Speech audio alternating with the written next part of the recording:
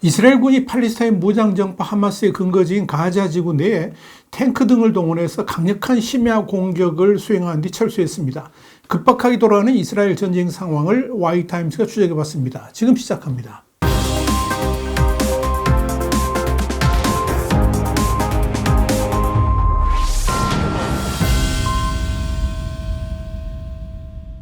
영국의 가디언은 현지 시간의 26일 이스라엘 방위군의 소셜미디어 X 계정을 인용해서 이스라엘군이 전투의 다음 단계 준비 차원에서 북부 가자에서 작전을 전격적으로 수행했다 그러면서 탱크와 보병부대가 수많은 테러리스트 무리와 인프라, 대전차 미사일 발사 초소를 공격했으며 군인들은 이후 해당 지역을 떠나 이스라엘 영토로 돌아왔다라고 보도했습니다.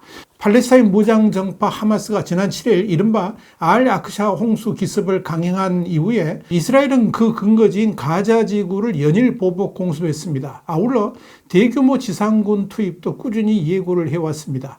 이스라엘군은 이 성명과 함께 공격 당시 모습도 공개를 했는데 여러 대의 탱크가 줄지어 장벽을 뚫고 들어가는 그 모습, 그리고 포탄을 발사하는 모습, 또 가자 지구 건물이 폭격을 받고 연기를 뿜는 모습을 담은 1분 9초짜리 영상을 게시했습니다. 이번 공격은 알-아크사 홍수 기습 이후에 지상 전투로는 상당히 큰 규모로 평가가 됩니다. 로이터 통신도 이스라엘군 라디오 방송을 인용해서 지난밤 사이에 단행된 이번 급습이 지난 7일 하마스의 기습 공격으로 시작된 이번 전쟁 기간에 있어서 비슷한 형식의 가자 침투작전 중 가장 큰 규모였다, 이렇게 전했습니다. 다만 투입된 병력이 이후에 복귀를 했고 이스라엘군이 다음 단계를 예고한 만큼 이번 공격을 본격적인 지상군 투입으로 보기는 어렵다고 할 수 있을 겁니다. 흥미로운 건 이 같은 기습적인 이스라엘군의 공격이 가자지구 지상전을 둘러싼 국제사회의 우려 속에도 베냐민 네타냐후 이스라엘 총리가 TV 연설을 통해서 우리는 존재를 위한 작전이 한복판에 있다 그러면서 지상전을 준비하고 있다라고 공언한 지 몇 시간 안 돼서 나왔다는 점입니다.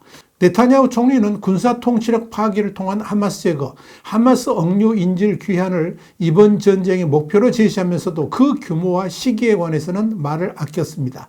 이에 따라서 이번 심야 급습을 전초전을 해가지고 이스라엘이 전면적인 지상전 돌입 수순에 들어간 것 아니냐, 이런 관측도 제기가 됩니다. 이와 관련해서 이스라엘 매체 타임 오브 이스라엘은 다음 단계의 전투라는 이 이스라엘군의 언급에 대해서 전면적인 지상 공격을 가리키는 것이다, 이렇게 설명했습니다. 지상군 전면 투입에 앞서서 가자지구 외곽에 위치한 하마스의 방어진지를 제거하는 사전 작업이 진행되고 있거나 이 하마스의 방어 수준을 파악하려는 정찰 내지 탐색의 성격이 강한 공격일 수 있다 하는 의미입니다. 이런 가운데 가자지구 전면 공격을 위해서 이스라엘이 준비한 비장의 무기로 스펀지 폭탄을 준비 중인 것으로 알려졌습니다. 영국의 텔레그래프는 현지 시간 25일 이스라엘군이 하마스의 지하터널 탐색을 위한 로봇과 드론 외에도 액체 물질이 들어있는 스펀지 폭탄을 시험 중이다 그러면서 스펀지 폭탄은 비닐봉지에 두 종류의 액체를 분리해 담아놓은 형태로 폭발 물질은 들어있지 않으며 액체를 분리해 놓은 금속 막대를 제거하고 지하 터널 입구에 이를 던지면 내부의 액체가 섞이면서 거품이 생기고 팽창한 뒤에 바로 단단해지며 터널 틈새를 막는 형식으로 작동한다, 이렇게 밝혔습니다. 그동안 하마스의 지하 터널은 이스라엘의 가자지구 지상작전을 어렵게 할 주요 변수로 꼽혀왔습니다. 특히 사방팔방으로 얽혀있는 복잡하고 방대한 지하터널은 하마스의 최대 무기인데요. 길이는 한 300마일, 그리고 깊이도 최장 약 40m에 달해서 이스라엘군의 공습을 피할 수 있는 것으로 알려졌습니다. 그런데 이 스펀지 폭탄을 이용하면 이스라엘군이 지하터널로 들어갈 때 하마스의 매복 공격을 막을 수 있을 것으로 관측됩니다. 실제로 지난 2021년 이스라엘군 병사들이 이스라엘 남부 첼림 군사기지의 모의 터널에 스펀지 폭탄을 배치하는 모습이 목격된 바 있습니다. 그러나 문제점도 있습니다. 텔레그래프는 이 스펀지 폭탄이 액체 혼합물로 사용이 까다로운 탓에 일부 이스라엘 병사들은 이를 잘못 취급해서 시력을 잃기도 했다라고 전했습니다. 텔레그래프는 이어서 이스라엘 특수공병대가 하마스 터널을 찾아내기 위해서 지상, 공중 센서, 또 지표 투과 레이더, 지하에서 시야 확보를 위한 특수장비 등을 활용할 것으로 보인다라고 밝혔습니다. 일반적인 야간 투시경은 주변에 빛이 있어야지 효과적으로 작동하는데 땅굴에서는 모든 빛이 차단되기 때문에 병사들은 완전한 어둠 속에서도 열 화상 기술에 의존해서 시야를 확보해야 됩니다. 텔레그래프는 또한 이스라엘군이 지하의 극한 조건에서 작동하는데 최적화된 무전기도 개발했다 그러면서 이번 가자지구 지상전이 시작되면 이스라엘군은 우선 먼저 작은 로봇 등을 지하 터널 안으로 들여보내서 내부 구조를 파악한 뒤에 작전을 벌일 것으로 보인다라고 전했습니다. 그러나 지금까지는 로봇과 드론의 경우에 무선 신호가 약한 지하에서 작동하는데 어려움이 있었다고 텔레그래프는 전했습니다.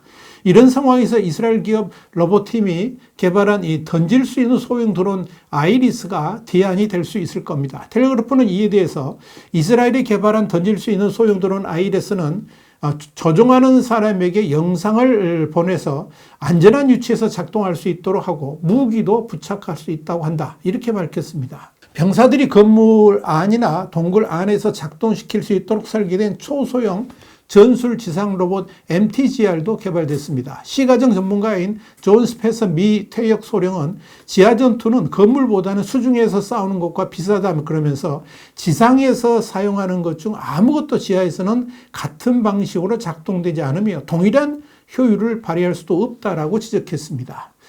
한편 뉴욕타임스는 현지 시간 26일 가자 지구에 대한 이스라엘의 공습은 금세기 들어 가장 격렬하다 그러면서 하마스가 이스라엘을 공격한 이후에 19일 동안 이스라엘군은 가자 지구에서 7,000개 이상의 목표물을 공격했다라고 밝혔습니다.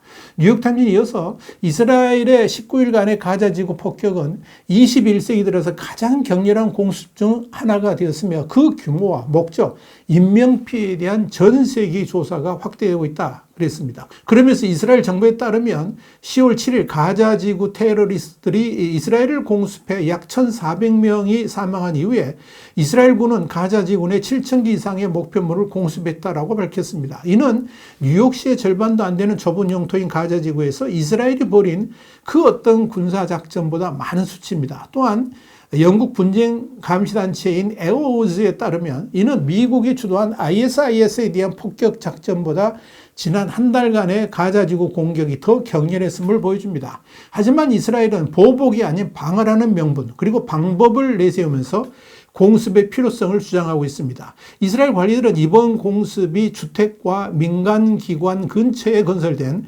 가자지구의 군사 인프라를 파견하는 데 초점을 맞추고 있다고 말합니다. 관리들과 분석가들은 가자지구에 대한 잠재적인 지상 침공이 공중전보다 훨씬 더 피비린내 나는 전쟁이 될 수 있다고 경고합니다. 다시 말씀드려서 가자지구에 대한 지상 공격이 본격화되면 지금보다 훨씬 더 많은 인명피해가 날 수도 있다는 겁니다. 진짜 문제는 하마스 지도자와 지하 벙커를 포함하여 여전히 많은 군사 목표물이 남아있다는 것이고 이들에 대한 본격적인 공격은 아직 시작도 되지 않았다는 점입니다. 이스라엘군 대변인 니르 디나르 대령은 이번 공중전이 침공에 대비한 지상 준비 작전의 일환이라고 설명했습니다. 그는 터널을 파괴하고 공중에서 최대한 많은 테러리스트들을 사살할 것이다. 이렇게 덧붙였습니다. 이런 가운데 지상작전을 더 이상 늦추면 안 된다는 쪽과 아직도 지상작전을 본격화해서는 안 된다고 주장하는 쪽의 주장이 팽팽합니다. 그러나 지상작전을 늦춘다는 것은 공중폭격을 앞으로도 더 강화해야 된다는 것이어서 이 또한 역시 많은 문제를 수반합니다. 에어워즈에 따르면 이번 이스라엘 공습은 미국 주도의 군사연합군이 이라크의 ISIS가 장악하고 있는 모술에 가했던 가장 강도 높은 공습을 능가합니다. 2017년 3월 ISIS 사원의 연합군은 약 5,000발의 포탄을 발사했는데 이는 이스라엘의 3주 이내에 발사한 탄약보다 최소 2,000발은 적은 양입니다. 여기에 대해서 에어워즈의 책임자인 에밀리 트립은 이는 단체가 설립된 2014년 이후 우리가 모니터링한 그 어떤 분쟁의 강도를 능가하는 규모다. 이렇게 말했습니다.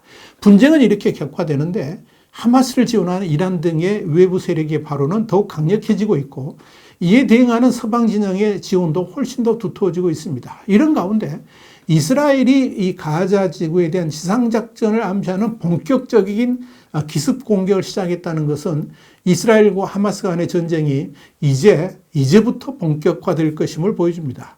요아브 갈란트 이스라엘 국방부 장관도 현지 시간으로 23일 이 가자 지구 인근의 해군 부대를 방문한 자리에서 우리는 철저한 준비를 하고 있다. 육상과 해상, 공중에서 동시에 진행될 치명적인 공격이 이루어질 것이다. 이렇게 말했습니다. 자, 이런 점에서 진짜 전쟁은 아직 시작도 되지 않았다고 봐야 될 겁니다. 금세기 들어서 가장 맹렬한 공격이 그동안 퍼부어졌음에도 진짜 전쟁은 아직도 시작도 되지 않았다는 점이 이번 전쟁의 참상을 그대로 보여준다. 이렇게 정리할 수 있을 것입니다. 와이타임 정세 분석이었습니다. 감사합니다.